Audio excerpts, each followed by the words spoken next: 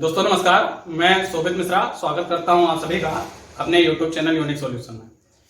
हम लोगों ने इंग्लिश की श्रृंखला में टेंस में प्रेजेंट टेंस के चारों पार्ट पूरे कर लिए थे और पास्ट के हम लोग आगे लाते रहेंगे।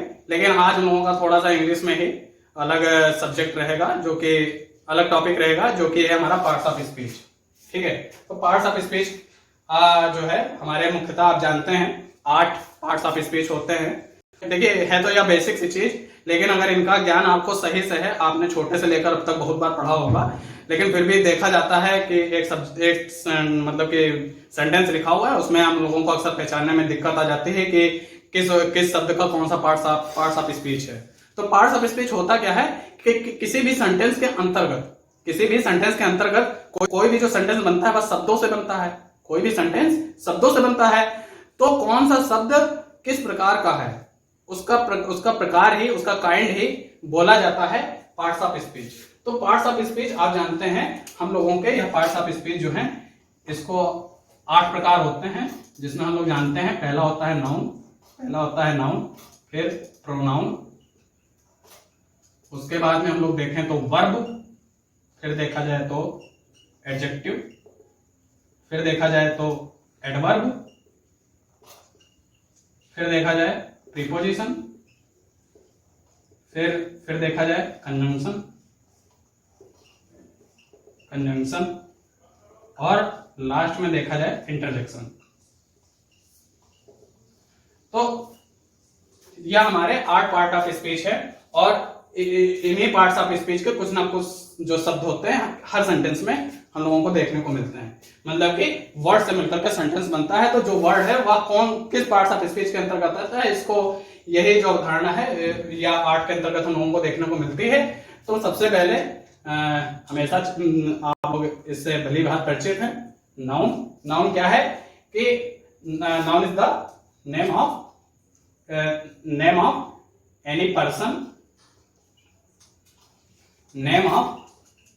एनी पर्सन, प्लेस, एनिमल और थिंग। मतलब कि यह परिभाषा आप जानते हैं पहले से ही, लेकिन परिभाषा याद कराना मेरा कोई लक्ष्य नहीं है। परिभाषाएं तो बचपन से पढ़ी जाती हैं, हर स्कूल में पढ़ाई जाती हैं, हर कक्षाओं में पढ़ाई जाती हैं। मुख्य लक्ष्य यह होना चाहिए कि आप उन चीजों से क्या सीख रहे हैं। क्या भविष्य में कोई आपको सेंटेंस दे दिया जाएगा और उसमें आपको पहचानने को कह दिया जाएगा कि कौन सी पार्ट्स ऑफ स्पीच यहाँ पर किस शब्द के अंतर्गत कौन सी है, तो क्या आप पहचान पाएंगे? आपका लक्ष्य यह होना चाहिए। आप केवल यह ना देखने लग जाएं कि मैं नाउन पढ़ा रहा हूं। ठीक है, चलिए देखता हूं। Name of any person, place, animal और थिंग, यह जो है नाउन बोला जाता है। तो साधारणतः मैं बहुत 8 को आज बताने जा रहा हूं। तो पर्सन, किसी भी सेंटेंस में कोई पर्सन का नाम आ जाए, जैसे कह दिया जाए Suresh Raina is a good player. Suresh Raina is a good player of Indian cricket team. यह हमसे बोल दिया गया, Suresh Raina is a good player of Indian cricket team. तो इसमें कौन सा नाउन, कौन सा शब्द जो है वो नाउन हो जाएगा? तो मैंने कहा किसी भी पर्सन का नाम। तो सुरेश रैना या तो पर्सन है या नाउन हो गया। ठीक है, पर्सन की जगह अब जैसे यहां पर बात की जा रही है प्लेस की, तो कोई प्लेस दे दिया जाए, कह दिया जाए कि Chandigarh is a beautiful tourist place. तो चंडीगढ़ जो है प्लेस का नाम आ गया, तो प्लेस नाउन हो गया। एनिमल, टाइगर, लॉयन, बर्ड, कोई बर्ड का नाम। ठीक है, किसी प्लांट का नाम। तो यह सारे जो है एनिमल के अंतर्गत आता है। थिंग, वस्तु में board, marker, telephone, table, duster, ये सारी वस्तुएं जो इनका ग्रुप है, जो यह सब है, यह सब नाउन के अंतर्गत आता है।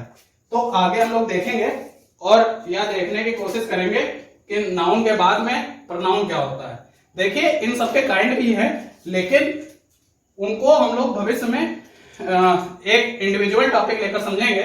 लेकिन प्रोनाउन को देखा जाए तो प्रोनाउन क्या है, तो हम लोग इसको पढ़ते हैं प्रोनाउन ऑफ वर्ड्स। प्रोनाउन या बोलते प्रोनाउन इज ए वर्ड, या आप इसमें वर्ड्स लगाना चाहें तो pronoun are words which used in the place of noun, in the place of noun। मतलब कि नाउन संज्ञा के स्थान पर जो शब्द प्रयोग किए जाते हैं उनको सर्वनाम कहते हैं। ऐसा ही तो हम लोग पढ़ते हैं। जैसे हम लोगों को एक हिंदी में सेंटेंस बोला गया, जैसे बोल दिया जाए सुरेश रैना, अभी हम लोगों ने पीछे लिखा था कि सुरेश रैना भारतीय क्रिकेट टीम के एक अच्छे खिलाड़ी हैं। अब उनके बारे में हमको इसके बाद में कुछ और बोलना है, तो हम सुरेश रैना फिर से नहीं बोलेंगे, हम बोलेंगे कि वह बहुत दयालु हैं। जैसे हम बोलते हैं वह बहुत दयालु हैं, तो यहाँ पर जो वह शब्द आया है वह सुरेश रैना के लिए आया है। अभी जैसे हम कुछ और बोल दें, माई फादर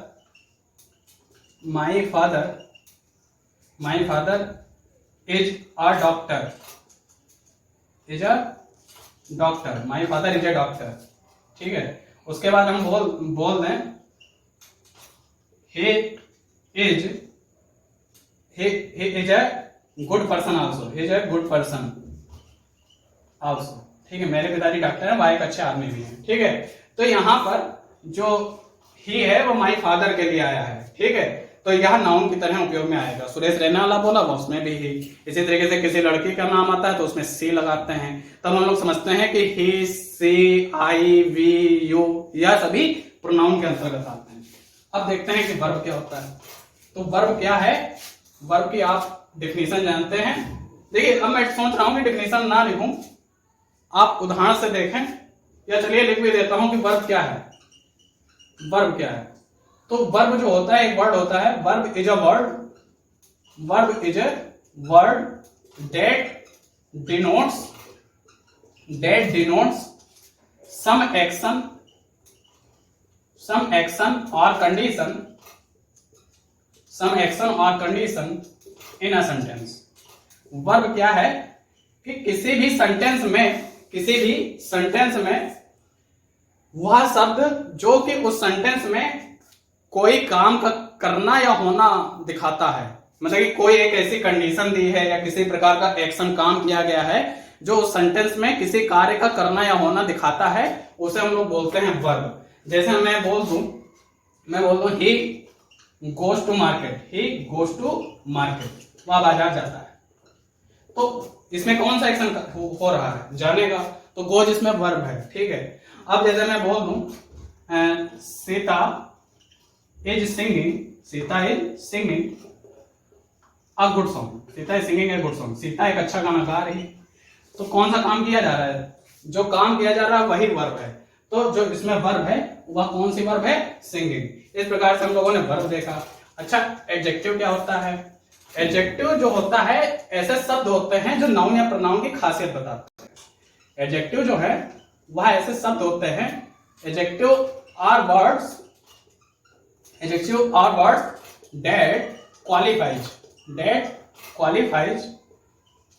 माने होता है विशेषता बताना। Adjective are words that qualifies a noun और प्रोनाउन, जो किसी नाउन या प्रोनाउन की खासियत बताते हैं। जैसे मैं इन दोनों के उदाहरण ले लेता हूं, एक नाउन की खासियत बताने का, एक प्रोनाउन खासियत बताने का, ठीक है। जैसे नाउन की खासियत बताएं, ठीक है। जैसे मैं कह दूं, अभी वही मैंने बोला था सुरेश रैना वाला, ठीक है। तो मैंने लिख दिया Suresh Raina is a humble person. Suresh Raina is a humble person, humble माने दयालु होता है, ठीक है। Suresh Raina is a humble person. तो इसमें हम्बल जो है यह खासियत बता रहा है, क्वालिफाई कर रहा है। किसकी खासियत बता रहा है, पर्सन। किस पर्सन की, सुरेश रैना। सुरेश रैना क्या थे, सुरेश रैना नाउन थे। सुरेश रैना क्या थे, नाउन। तो यह क्या हो गया, नाउन एडजेक्टिव, यह एडजेक्टिव हो गया, ठीक है। जैसे ले लेते हैं my horse is black, my horse is black, ठीक है। माई हॉर्स इज ब्लैक, मेरा घोड़ा काला है। तो ब्लैक जो है यह जो है हमारा एडजेक्टिव हो जाएगा। और यह किसकी खासियत बता रहा है, माई हॉर्स। तो यहाँ पे जो देखा जाए माई क्या है, माई जो था यह प्रोनाउन था, क्या था, प्रोनाउन था। और जो हॉर्स है यह नाउन है। तो देख रहे हैं ना आप कि नाउन और प्रोनाउन की खासियत बताई जा रही है, तो यह एडजेक्टिव है। अच्छा, अब आप एडजेक्टिव की जगह एडवर्ब देखना चाहें, एडजेक्टिव की जगह आप एक इसमें छोटा सा चेंज कर ले, एडजेक्टिव की जगह आप एडवर्ब देखना चाहें, एडजेक्टिव की जगह आप एडवर्ब देखना चाहें, तो एडवर्ब क्या होता है। तो adverb are words that qualifies a verb an adjective और अनदर एडवर्ब। एडवर्ब ऐसे शब्द होते हैं जो विशेषता बताते हैं, किसी वर्ब की विशेषता बताते हैं, किसी एडजेक्टिव की विशेषता बता देते हैं, या किसी दूसरे एडवर्ब की विशेषता बता देते हैं। तो जैसे कि मैंने कह दिया माई ग्रैंडफादर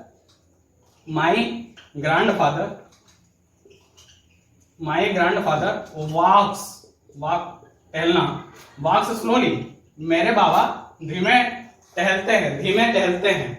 तो देखिए यह जो स्लोली है यह एडवर्ब है। क्यों एडवर्ब है? यह खासियत बता रहा है। किसकी खासियत बता रहा है? टहलने की। और टहलना क्या है? यह वर्ब है। तो स्लोली क्या हो गया? यह एडवर्ब। स्लोली क्या हो गया? तो इसने वर्ब की खासियत बताई। इसी तरीके से ऐसे कोई भी शब्द जो कि वर्ब की विशेषता बता दे, एडजेक्टिव की बता दे, या एडवर्ब किसी दूसरे एडवर्ब की बता दे, ऐसे सारे शब्द बोले जाएंगे एडवर्ब। ठीक है। अब चलिए हम लोग प्रीपोजिशन की देख लेते हैं कि प्रीपोजिशन क्या होते हैं। तो प्रीपोजिशन क्या होता है? तो प्रीपोजिशन आर वर्ड्स, या यहां पर डेट लिखें, preposition are words that come before a noun or pronoun, that come before a noun or pronoun to show its relation with other words in a sentence. Preposition ऐसे शब्द होते हैं that come before a noun और pronoun to show its relation with other words in a sentence. ऐसे शब्द जो कि किसी नाउन या प्रोनाउन के पहले आए सेंटेंस में। क्यों आते हैं? क्योंकि वो नाउन या प्रोनाउन का संबंध वाक्य के अन्य शब्दों के साथ दिखाना चाहते हैं। तो ऐसे शब्दों को हम लोग क्या कह देते हैं? प्रीपोजिशन। जैसे कह दिया जाए the cat is in the